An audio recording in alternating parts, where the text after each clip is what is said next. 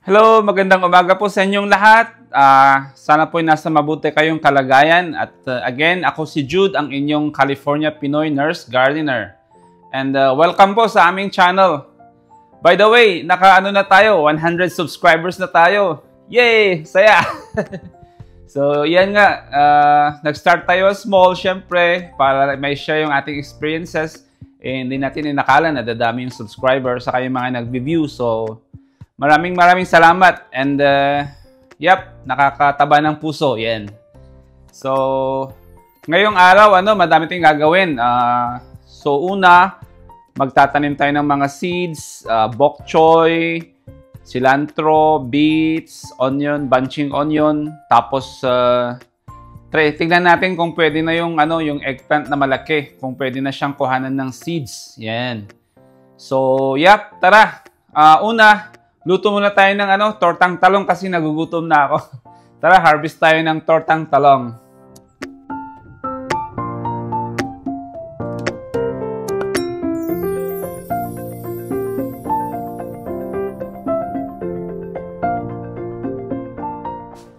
So, tignan natin yung talong sa labas.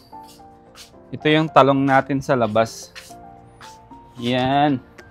Daming bunga ito. Ito ang laki, oh. Ewan ko kung pwede na itong i-collect ng seeds. Baka pwede na siguro to. Baka. Malambot-lambot na eh. Kunin na natin. Tapos, kuha tayo ng isang talong pang ulam. Yan. Yun, laki. Tapos tingnan nyo, dami pa dyan, oh. Daming bunga. Iyan, oh. Dami. Okay itong leaves niyang to. Nagba-brown. Siguro sa taglamig. Lamig na kasi. Malamig na. Tignan nyo, ang laki, oh. Grabe. Tingnan yung difference niya dun sa isang malaking din na pang ulam. Tara, luto tayo ng tortang talong.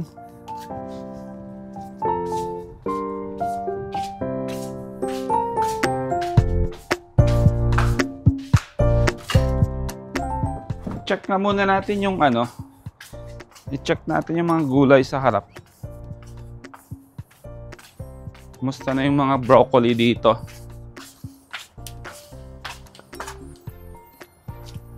Oh.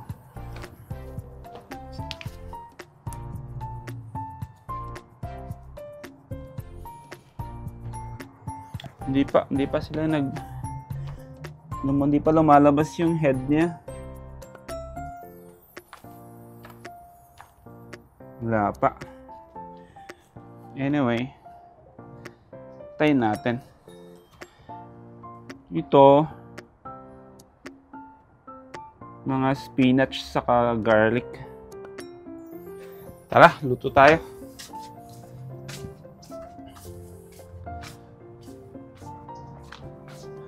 Luto tayo ng tortang talong. Yan. Laki! Measure nga natin to.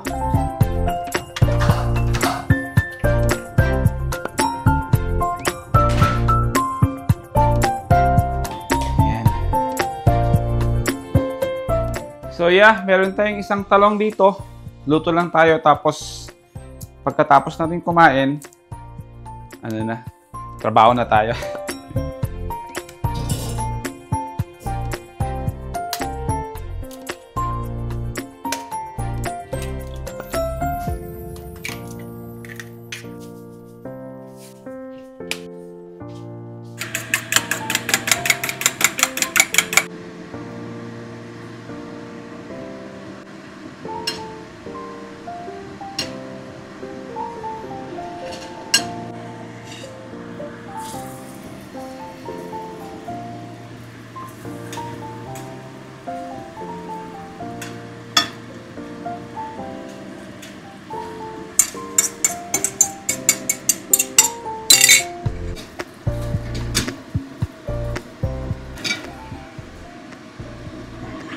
Yan, kuha tayo ng sausawan, sili. Kuha tayo ng sili para sa sausawan. Daming sili dito, oh.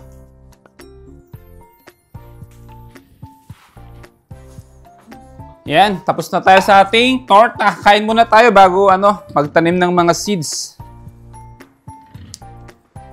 Yan.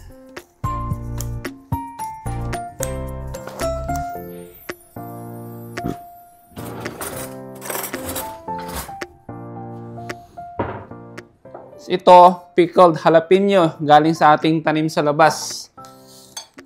Yan. Nice.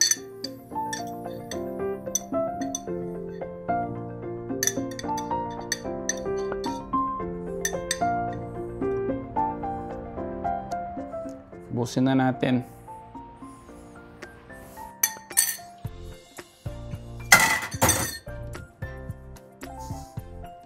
Tara, kain!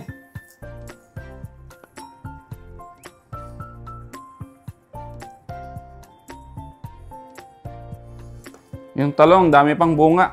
Taglamig na.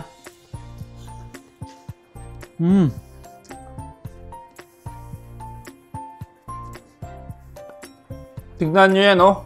Laki. Parang kasing haba ng kamay ko. Hopefully, madaming seeds to. Malambot-lambot naman eh. Kaya, maya, kain muna tayo. Tapos na pala yung Black Friday, no? Ano mga nabili nyo? Ako, ito nabili. Yan. Seed starting tray. Ano to? 5 trays. Tapos yung per tray, meron siyang 54 cells. Saan ba yun? Sinulat ko yun eh. So, lahat ng 5 yan, pag tinamnam no, meron kang 270 cells yan. 270 seedlings kung sakali. Yep, naka-sell siya. So, kinuha ko na. Para madami tayong maitatanim saka para hindi masayang yung space sa ating grow light.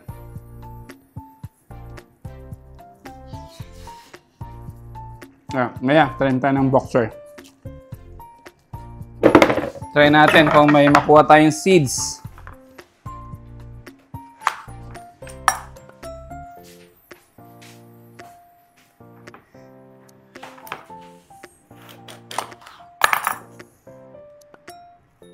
Meron. May seeds siya. Yan, may mga seeds. Madami. Yan, hiwa-hiwain lang natin ng maliliit. Lagay natin dito sa food processor. Lagay lang dyan. And hope for the best. Na may makuha tayo. Okay. Lagyan ba natin ng tubig? Lagyan natin ng tubig para para madali siyang ma-mix. Si Daddy kasi humihingi ng seeds dito. Gusto daw niya yung seeds ng eggplant. Although pwede namang bumili, pero kung makaka-collect tayo dito, mas maganda. Saka pwedeng mag-collect kasi heirloom. Heirloom means same pa rin yung flavor niya maski i-replant mo yung seeds kasi hindi magbabago. Hindi magbabago yung genetics ng ng plant. Ganun ba 'yan? Ewan ko. Basta heirloom, pwede mong i-collect yung seeds. Yan, yun. Oh, takip tenga, maingay.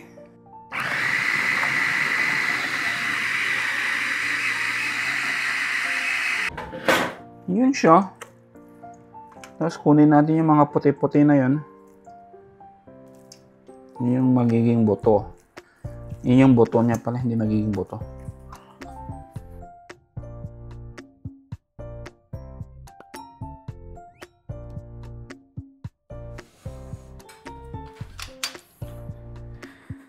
Yan, tapos na tayo sa ating seed collection, seed collecting yan. Yan yung mga seeds natin, oh. Yan. Ang hirap ihiwalay isa-isa. Abutin ka ng 1 linggo nito. So, sinama ko na yung mga ibang part ng eggplants. Tapos patuyuan lang natin to. Tapos baka pwede natin kolektahin isa-isa. Sa ngayon, ang hirap. So, yep, lagay lang natin sa labas para mag-dry. And then, gawa na tayo ng seed starting mix. Or, di pala, maghugas muna. Nakakaya naman kay the boss. Sige, lagay lang natin sa labas to para mag-dry siya. Hopefully, hindi kainin ng mga ibon.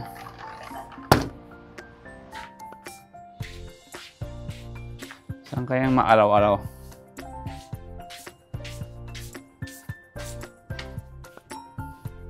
Dito. Dito, maaraw-araw dito. Patong lang natin dyan. Tapos, yan. Antayin natin mag-dry. Tapos collect natin yung mga seeds. Hopefully, hindi kainin nga ng mga ibon. Kasi may mga ibon dito eh. Yan. So, gawa tayo ng seed starting mix. 2 peat moss, 1 perlite, saka 1 compost. Worm casting. Yan. 1 part, 2 parts. Unahin natin tong. Ito, nabili ko to sa sa Costco. Pag spring, magbibenta sila. Mura.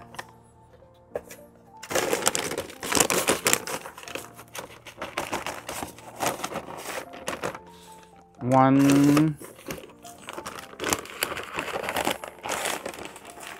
2. 2 worm casting. Ito, ginawa ko to salahan. Yan. Para pino siya. Yan.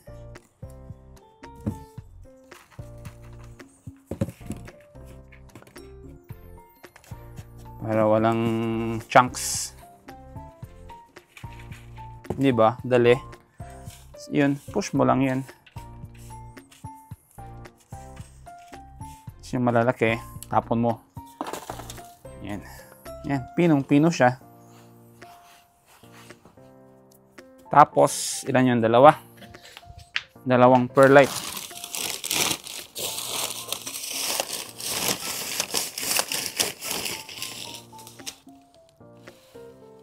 One, 2.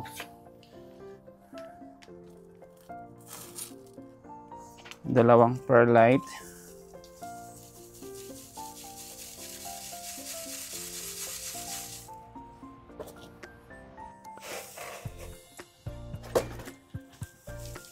Next time baka gawa ko ng malaking salahan kasi maliit to eh.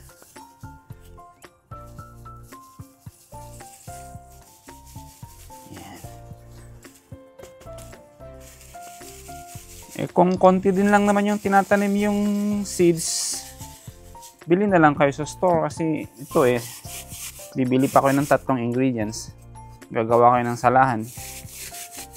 Pero pag madami kayong tinatanim na seeds, maganda ito. Makakatipid. Yan. Tapos, 4 na peat moss. 1,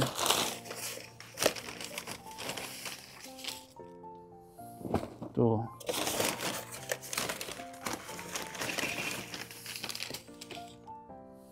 3,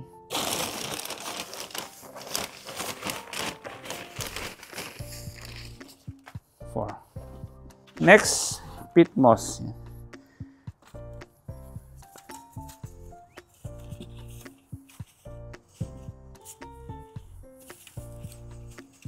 Maliit kasi itong salahan kaya tig ko konti. Maganda to. Magandang laging nagtatanim ng seeds para laging may pinupunla. So, pag lagi kang may pinupunla, lagi kang may pipitasin. Tawag doon is succession planting yan. Tawag nila. Succession planting. Magandang i-practice yun para Dire-diretso yung pagtatanim. Saka maganda daw sa lupa yun pag laging natatamnan. Kasi pinapakain niya yung mga soil microbes ba yung tawag doon sa soil? Basta, nakakaganda siya sa lupa. Pag lagi-laging tinatamnan. Yan. Kasi kumpara mo yung hindi natatamnan na lupa tapos yung lagi natatamnan. Yung hindi natatamnan is matigas yung lupa. Tapos yung natatamnan ay loose. Yan. Diba? Uy, salamat pala sa mga 100 subscriber. Yan. Maraming salamat sa mga nanonood. Kung may kayo, may mga suggestion, sabihin nyo naman para makatulong sa ating channel yan. At least kasi meron tayong materials na. Meron tayong peat moss na extra. Tapos may perlite tayong extra kaya pwede tayong gumawa nito. Yung nga sabi ko, pag konti din lang yung tinatanim yung mga seeds, bumili na lang kayo ng gawa na sa mga store.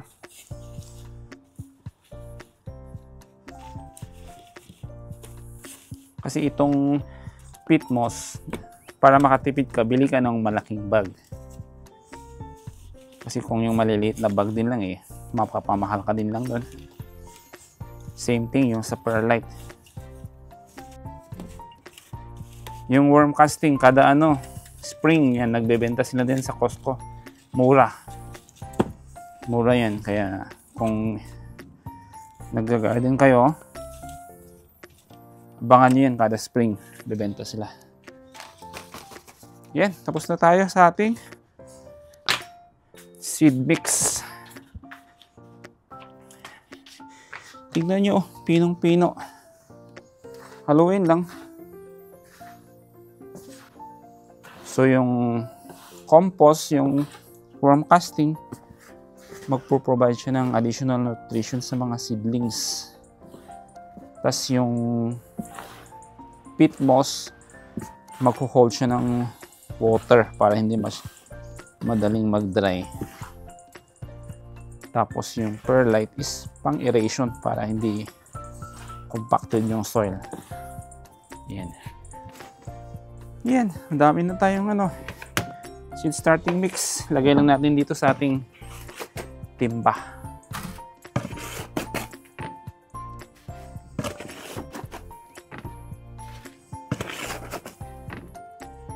Yan, iwan muna natin to. Ito ang gagawin nating taniman nito. Kailangan basahin kasi pag nilagay mong diretso sa tray, ang hirap siyang pre-moisten.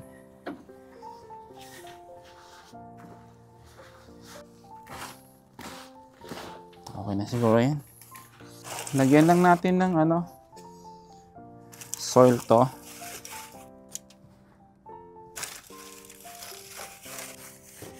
So isang 54. So madami tayong may dito. Pakita ko mamaya yung mga bok choy natin na nakatanim. Yung iba hinarvest na Kasi si Mrs. nagki-crave ng bok choy kaya yung hinarvest niya yung iba.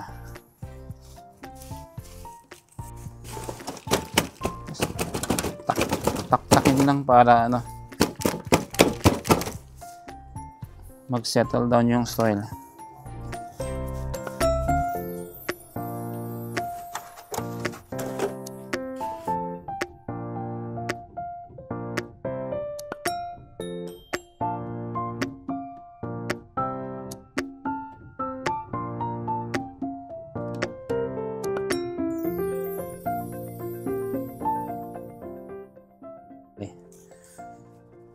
Yan.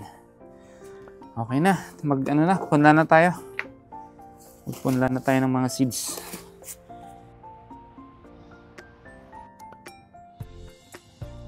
Itong gamit natin is dibber. Ganda to, papabilis yung pagsuso. Tapos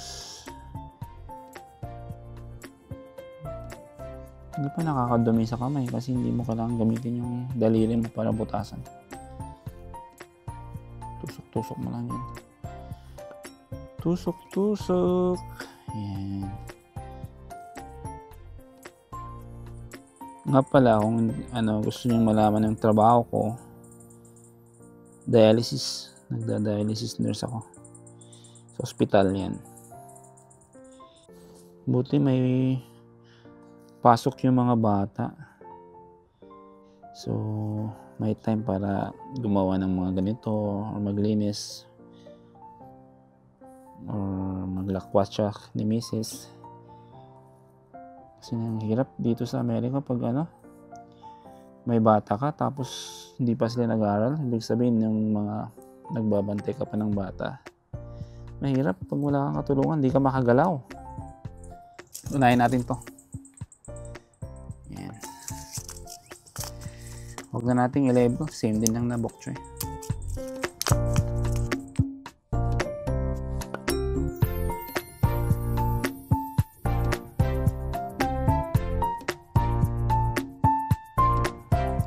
Yan, tapos na tayo sa isa.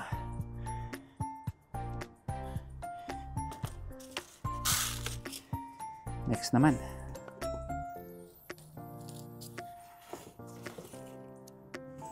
Ano muna natin. Isarado muna natin yung lagusan. Yan. Tanim namin dito yung kinakain lang namin. Kasi magtatanim ka tapos hindi mo kakainin. Di ba? Sayang yung oras, pagod, pera. Di ba?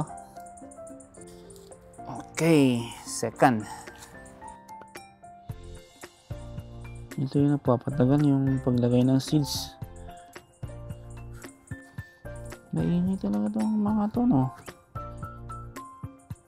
No, kumakanta sila o naghaham. Hummingbird. Corny. Itong bahay namin dito, maliit lang yung bakuran namin eh. Dati, bulaklak yung madami. Dami kami kung ano-anong bulaklak na tinatanim nung first year yan. Actually, wala pa kaming tinatanim na gulay nung una eh. Tapos sabi ko, tanim tayo ng gulay para may makain. Saka nag-i-enjoy naman ako sa garden kasi nung bata pa ako eh. Every Sabado, pupunta kaming bukid. Yan, tatanim ng beans, mani, mais. Yun lang ata yung usually tinatanim ng kamote. Yan. So sanay na ako sa pag-garden nung bata pa. Tapos nung nag-college, syempre wala na kasi nasa ibang nasa syudad na.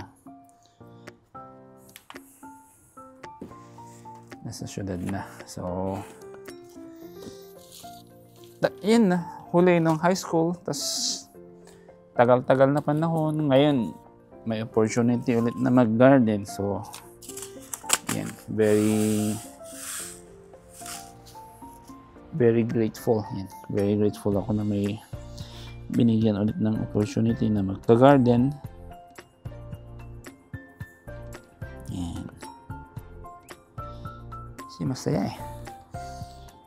Nakikita mong tumutubo yung mga halaman mo. Tapos namimitas ka na. Saya. Sabi mo sa sarili mo, tinanim ko yan. Tanim ni Jude yan. Pinatubo niya yan. Nalagaan. Yan, di ba? Nakaka-proud sarili.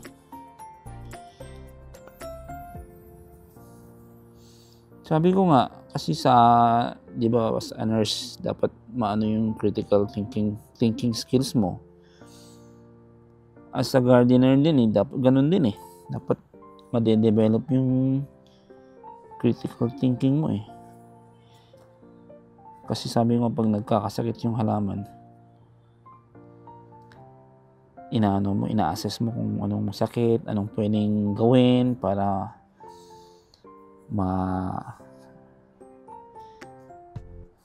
ano ba tawag nun? Malunasan yung halaman sa sakit. Yan. Tapos pag gumaling yung halaman, yun, di ba? Nade-develop yung iyong critical thinking skills, pag-iisip.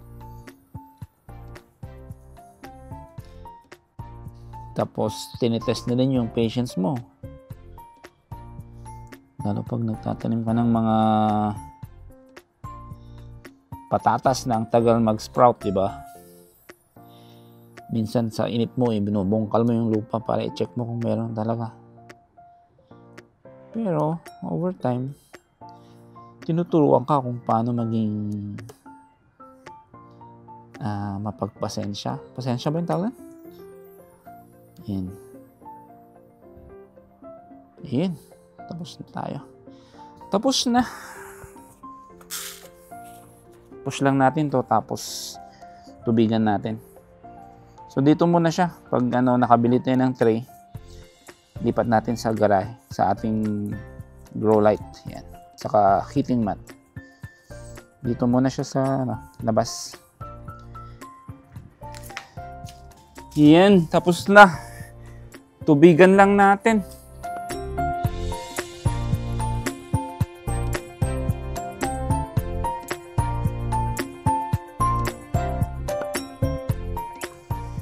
O, diba? Tapos na. Tapos, hintayin mo lang na mag-sprout. Tapos kung may at least 2 seedling per 2 seedling per tray, ay per cell. Pag 3, tanggalin mo yung isa. Kasi pag more than 2, baka may stunted. Meron kang 3, maliliit naman, diba? At least kung meron kang 2 na malalaki, ganda yan.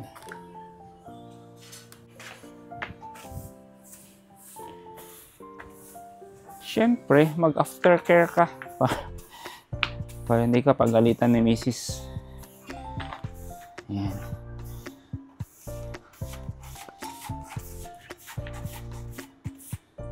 Tara sa loob. Tanim muna tayo ng mga ibang seedlings. Ibang seeds pala. Tanim tayo ng ibang seeds. Punta muna tayo ng mga seeds. So, meron tayo ditong cilantro, spring onion, saka beets. Itong cilantro, kailangan durugin yung shell niya para ma-expose yung seed sa loob. Para show yung germination. So, yan lang ginagawa ko. Rolling pin, tapos slowly lang. Hanggang yan, narinig niyo yung crack-crack na yan. Para show yung germination niya.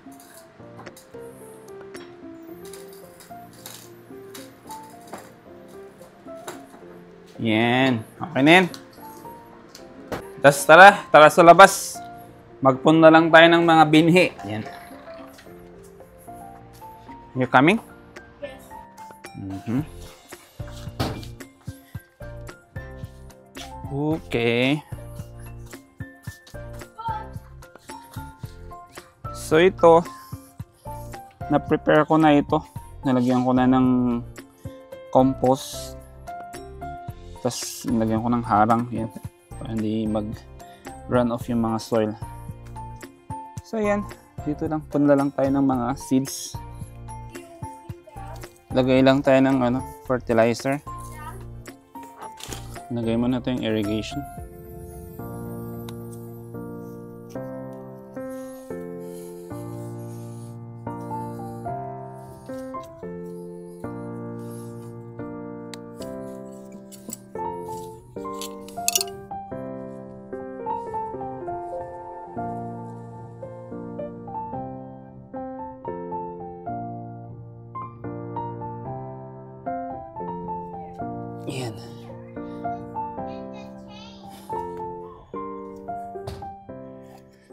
Yun na yan. Dito yung mga onions.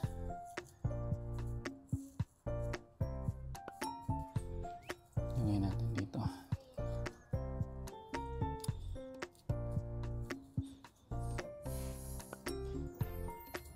Tapos bits dito.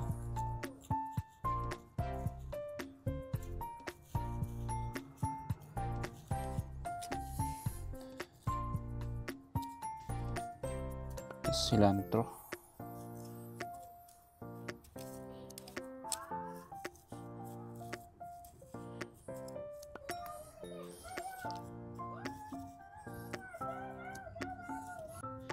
Sakto tong cilantro pag magtaglamig eh. Maganda yung tubo dito. So una, cilantro. Yan.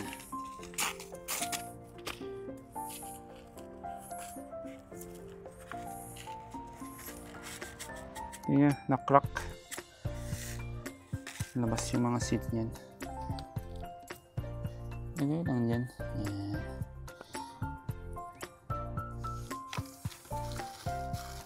Maganda dito sa cilantro, cut and grow.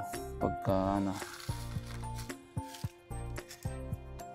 pag lumaki, tanggalin mo yung mga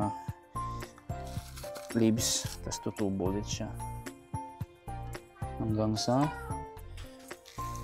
magtag-init. Ayan.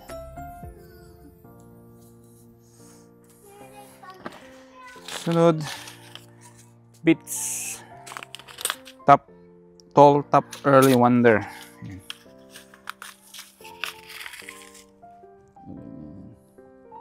Tapos 18 na lang pag kasi yung bawat seed nito ay mag-produce siya ng mga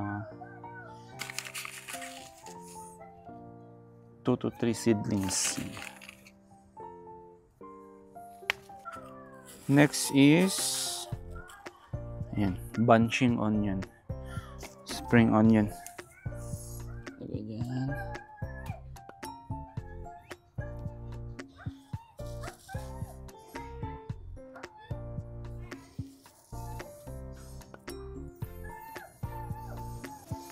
Yan. Tapos, yun thin layer ng worm casting.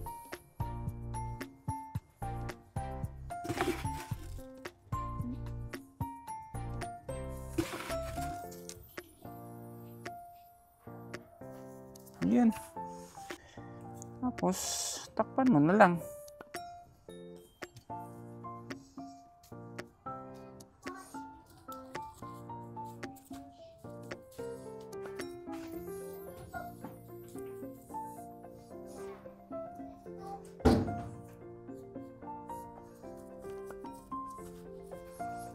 Yan.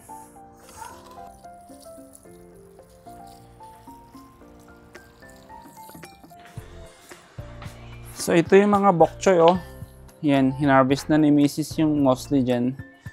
Yan, may naiwan yan, tumutubo pa. Ito, bok choy tower yan, yung first tree. Yan, harvest na. Tapos may gwardiya kami dito, yan Yan, gwardiya namin yan. Tutulog siya. Huwag na natin istorbohin. Yan. Tapos sa taas niya, Swiss chard, yan. Ito, laki malaki. At least maganda to kasi yan, pag kinat mo yun, tutubo ulit yung malalaki. Yan, maliliit. Yan, kailangan na itong tubigan to. Yan. Tapos, check natin yung iba pang petchay dito. Yan, mga petchay. Yan. Yan, madami ng petchay dito. Lumalaki na sila Yan, less than 2 weeks lang itong mga to na ililipat. Tapos dito, madami din dito. Tinakpan ko kasi medyo mainit pa. Yan, madami din sila dyan mga petchay yan. Yan, in-intercrop natin yan sa mga broccoli saka cabbage. Yan. Galing Galing ng gardening. Hindi ako yung magaling. Hindi ako yun, yung ano lang, yung konsepto. Yung konsepto ng pag-intercrop yan.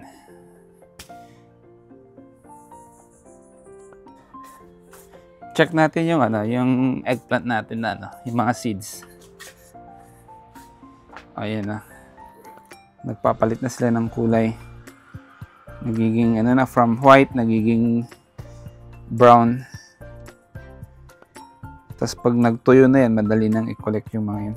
Ayan. Ang dami niyan, ha. Nice. Yeah, tayo lang natin mag-dry dyan. Tapos collect natin isa-isa. So yan, tapos na nga tayo. Dami natin ginawa ngayon. Nag-collect tayo ng eggplant seeds. Gumawa tayo ng seed starting mix. Tapos nagpunla tayo ng mga seeds yan. So, sige, next time ulit. Kita-kita ulit tayo next time. Tapos, salamat ulit sa mga nanood, sa mga nag-subscribe. Maraming salamat po. Saka kita-kita ulit tayo sa susunod na ating video. So, ingat kayo palagi. Bye.